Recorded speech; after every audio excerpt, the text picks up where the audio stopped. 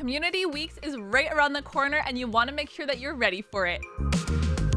Hey you guys, it's Cece. Welcome back to my channel. Today we are going to be talking about the free legendary champion that we are going to be getting just by logging in. They have told us this Community Weeks is a first look at some of the bigger activities that are still to come, but it is going to be starting on April the 8th to May the 9th. And honestly, this is super exciting because we have a lot of things coming with the reward calendar, free legendary relic vote, the free champion, and some kind of a surprise finale. That is what I'm curious about. I wonder if it is going to be maybe his perfect soul they'll give us. I don't know. That's the kind of what I'm leaning towards, them surprising us with. But let me know, what do you guys think that surprise finale is going to be? So let's first start by actually taking a look at this new champion skills. He is a legendary support type, and if you guys can recall, they actually specifically made this champion a part of this Community Week. So it is something I think that is going to hopefully help players out. Depending on these skills, we'll kind of analyze together. Now, his aura does increase ally speed in arena battles by 25%. So that right there says that he is going to be a decent unit for PvP. His first skill attacks all enemies and heals all allies by 5% of this champion's max HP. That right there, you can already use him in something like PvE. We can actually use him in something like spiders, especially if you don't have a lot of champions that can do that. This is actually really nice. Now, his skill 2 places a 50% increased attack buff and a 25% strengthen buff on all allies for 2 turns. There's a lot of all allies going on. I guess he is a support, makes sense, but also fills the turn meter of all allies by 15%, and we can actually bring this down to a 3-turn cooldown. So far, he looks like he's a pretty good supportive unit that can be used across the team. His third skill revives an ally with 50% HP and 50% turn meter.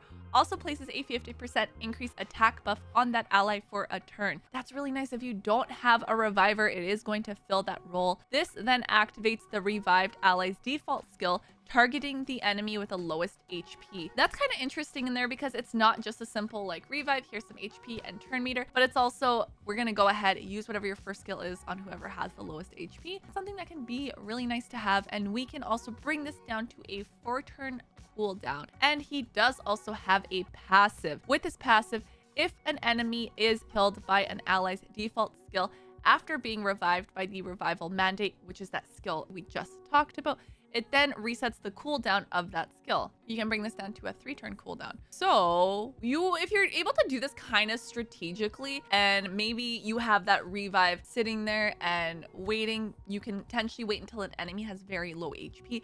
And then you're like, this is the perfect time. I'll go ahead, time it, do this revive, get them to kill, resets the cooldown here as well. That can kind of be a nice use for him. So looking across all his skills, I do like that there is a heal in there. You do have kind of a bit of a buff with the increase your attack and that strength, and also the turn meter, and then having a revive in there. It's also nice to have a reviver of some kind. So overall, looking at this champion, first, I am never going to complain about a free champion they're giving us, especially a login champion. You don't have to really do anything except for actually getting into the game and logging in.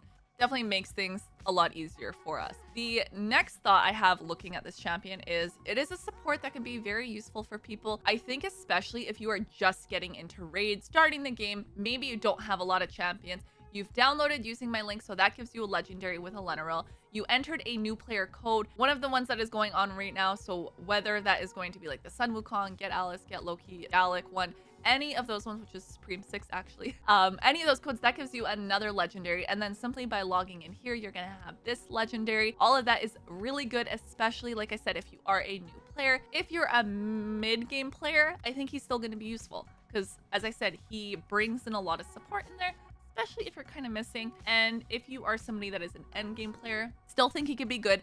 I don't know if he would be necessarily like as useful that people are seeing this and being like, yes, this is amazing, super incredible, great addition to my team. I do think he's going to be a good champion, but this is coming from my perspective as like a early game player.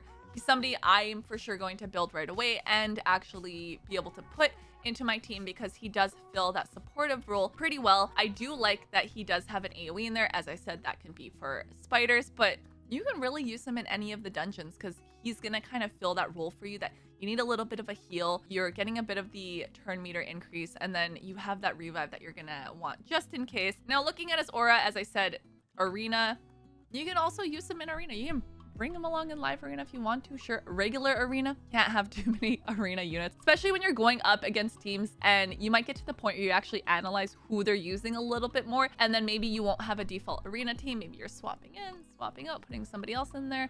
So overall, I actually think he is pretty good. I will say in terms of looks on a champion, he does look pretty cool. However, Sacred Order is not the first thing that came to my mind when I saw him. If we actually go ahead and take a look at Sacred Order here, then you might see what I mean. So in Sacred Order, when we're looking at the champions, I mean, there is a variety, I guess. I mean, I could say the same thing about this champion, and I am still, of course, like learning them. I don't know them all in their looks, but I'm thinking of Sacred Order. Like, I have He-Man in here. I've got Alice from here, Sir Nicholas.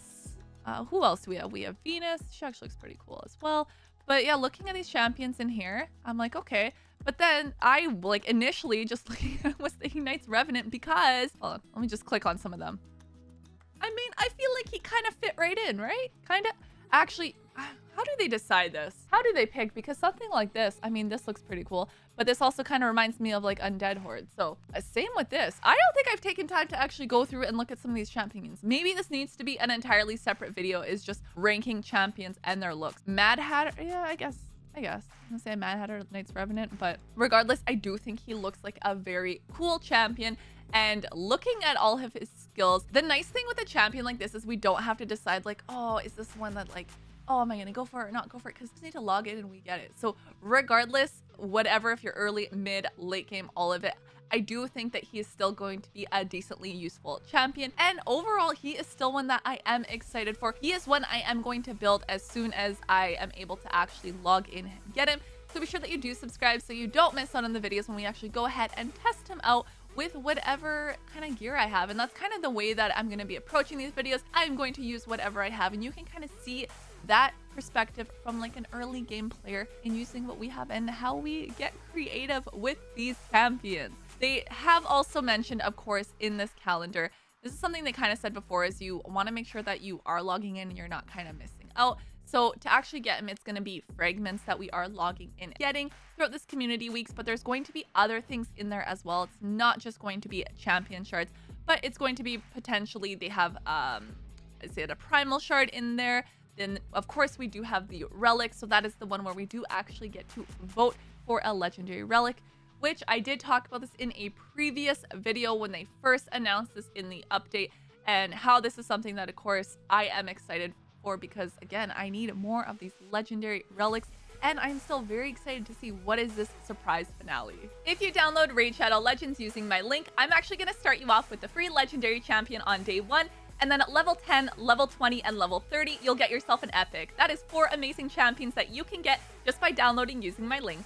I'm excited we got to see the first look at this champion and know what is actually headed our way. I want to hear from you guys. Comment down below and let me know your thoughts on this new free legendary champion that we're going to be getting. Be sure you subscribe so you don't miss out when I actually get him and build him. I will see you guys next time. Bye!